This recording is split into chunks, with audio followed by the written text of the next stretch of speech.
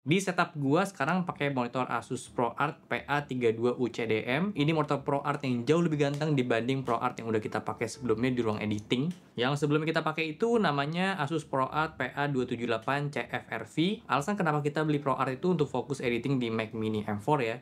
Suka dengan desainnya juga, connectivity Type-C-nya udah ada, dan karena klaimnya mereka yang panelnya itu udah diuji dan certified Kalman. Dari desain ini ProArt elegan karena kaki bawaannya juga udah punya warna silver yang mirip sama kayak Mac Mini M4. Cuma sayang yang PA278 CFRV body monitornya ini masih warna hitam ya. Jadi kalau misalnya dipakai monitor ARM lagi, jadi nggak kelihatan ada aksen silvernya. Beda dengan yang PA32 UCDM, kaki dan body belakangnya itu silver, so akan tetap dapat aksen si silvernya walaupun kakinya itu nggak dipakai ya. Desain gantengnya juga ditambahin sama dia punya bezel tuh tipis banget di 4 sisinya, bahkan bawahnya juga. Dan memang kalau dilihat dari samping dia tuh udah lebih tipis lah. Di bagian bezel bawah dia tuh ada sensor yang fungsinya untuk deteksi ada user atau enggak di depannya, dan otomatis akan redupin dia punya brightness yang sesuai sama cahaya yang ada di ruangan. Dan temperatur juga dia bisa sesuaiin secara otomatis, tapi jujur itu nggak kepake sama gua karena untuk editing nanti warnanya jadi akan berubah ya. Tombol WSD settingnya ada di belakang ini, pakai joystick dan ada tombol-tombolnya juga. Dan ini yang gue suka, portnya itu oke banget untuk connectivity sama beberapa device baru sekarang kayak contohnya Mac Mini M4 atau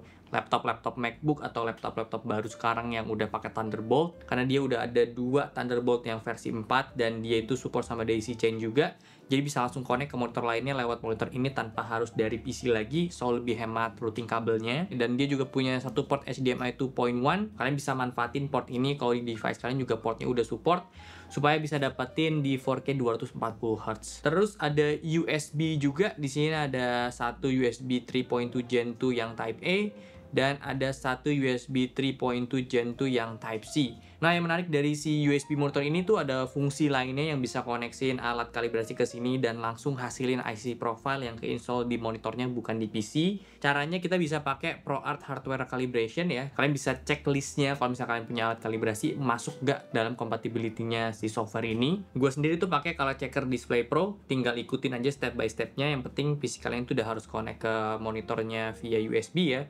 Kalau udah connect Type-C udah langsung bisa sekaligus jadi transfer data dari motor ke laptop gua. Ya kalian harus cek-cek aja. Kalau misalnya PC kalian nggak support ya bisa pakai laptop yang udah ada Type-C Thunderbolt-nya untuk cuma numpang kalibrasi aja, karena itu dia kalibrasinya tuh langsung injek ke monitornya dia. Jadi kalau misalnya kita ganti PC, ganti laptop itu nggak akan ngaruh, tetap kesimpan di preset user mode yang ada di OSD monitornya itu sendiri. Sementara kalau yang pakai DisplayCal atau mungkin SpiderX ya, itu sama aja, dia akan simpen si hasil ACC profile-nya diinstal di GPU PC kita masing-masing. Dan kedua ini juga beda tuh treatment kalibrasinya. Kalau di software kalibrasinya ProArt, dia itu akan langsung targetin ke color space yang ada di monitornya, bisa ke P3, sRGB, Adobe RGB, itu bisa. Sementara kalau yang DisplayCal itu dia cuma ubah gamma sama gray doang kalau nggak salah.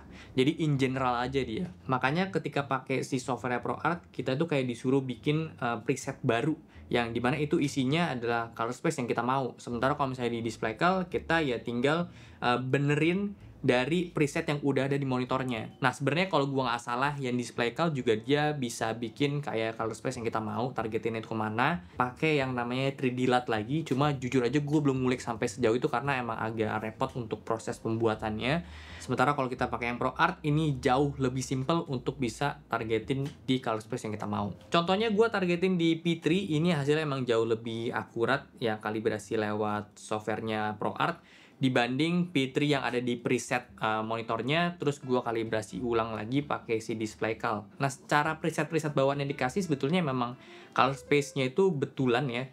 Gue ngerasanya memang ketika gue tes pakai target di color space-nya masing-masing, mereka itu angkanya berubah, dan gue udah tes di semua presetnya ini. Walaupun presetnya mereka ini secara angka itu udah ngedekatin color space yang mereka targetin juga, cuma memang ada plus minusnya juga setiap preset ini. Kayak sRGB itu yang cuma bisa diatur adalah contrast-nya doang, brightness itu nggak bisa diatur, dan RGB slider juga nggak bisa diatur. Sementara untuk di DCI P3 ini yang menurut gue lebih oke, dia punya slider RGB itu tetap bisa diatur karena bawaannya itu agak kehijauan dan kalau misalnya kita pengen targetin ke lebih putih lagi 6500 Kelvin itu bisa, cuma sayangnya tetap brightness-nya itu nggak bisa diatur. Nah itulah pentingnya ada ProArt hardware calibration yang tadi kita udah cobain, karena dia bisa targeting color space, warna akurat, plus dia juga tetap bisa kita ubah settingan-settingannya. Jadi saran gua sih memang kalian harus punya alat kalibrasi atau ya panggil jasa calibrator gitu ya untuk manfaatin banget fitur dari monitor ini, karena ya sayang aja walaupun kalian bisa manfaatin si preset-preset itu belum tentu itu cocok sama kebutuhan kalian.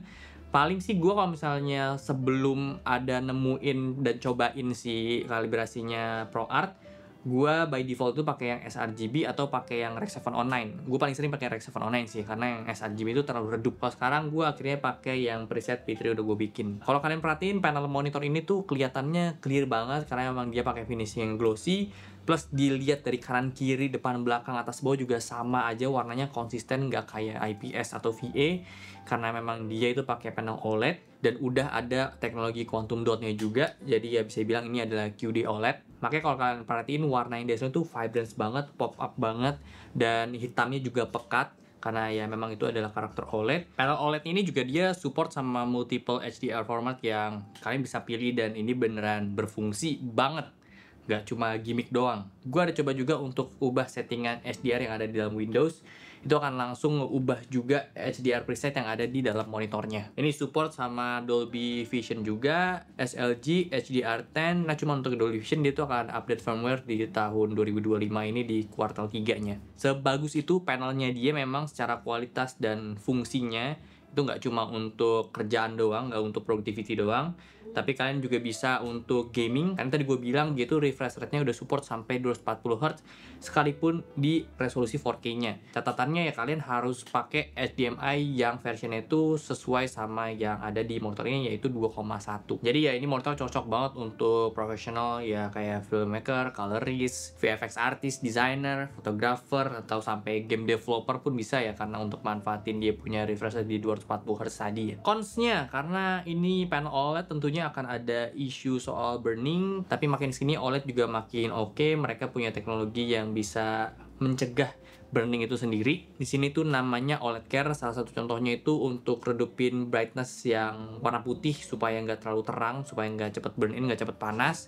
Terus fungsi yang sensor proximity juga itu salah satu rangkaian dari si OLED Care juga. Dia akan otomatis redupin layarnya ketika nggak ada user di depannya. Dan jujur gue pribadi sama teknologi OLED Care yang kayak gini tuh agak kurang nyaman, karena ketika lagi kerja terus buka tab yang dominan putih, tiba-tiba redup sendiri. Terus ketika tab putihnya itu di minimize jadinya terang lagi. Gue sih lebih suka kayak ya udah konstan segitu aja, walaupun di set nggak terang-terang amat, gue lebih suka kayak gitulah dibanding redup enggak. Nah beruntungnya di monitor ini juga udah ada fitur uniform brightness, jadi dia nggak akan redup otomatis walaupun kita buka tutup tab warna putih. Dan mereka juga klaim kalau ini tuh aman untuk kesehatan si OLED-nya juga. Terus ada software tambahannya juga selain yang kalibrasi tadi ya, kita bisa set OSD-nya by software. Ya jadi lebih enak aja ya, nggak perlu ubah-ubah otak-atik fisik button yang ada di monitornya. Terakhir ya, ini monitor memang udah oke banget, gua nggak ada komplain sama sekali. OLED-nya oke, kalibrasinya bagus, warnanya mantep banget. Ini so far OLED terbaik yang pernah gue cobain, karena biasanya ketika gue cobain OLED warnanya itu jadi vibrance banget, terus ketika gue coba kalibrasi warnanya jadi mencar, merahnya tuh oversaturate dan lain-lain. Sementara di sini sangat-sangat aman, dan preset-presetnya itu juga berfungsi bagus, baik banget, mantap. Cuman memang harganya kalian bisa cek aja di description box. Intinya butuh cari duit yang lebih giat lagi supaya bisa beli ini monitor. Gitulah, no complain. Dan garansi juga di cover sama Asus, ada garansinya, kalian bisa cek aja detailnya di bawah. So segitu aja untuk video kali ini. Thank you banget udah nonton. Kalau suka boleh like, share, dan subscribe. Gue Okta, sampai jumpa di video selanjutnya. Terima kasih.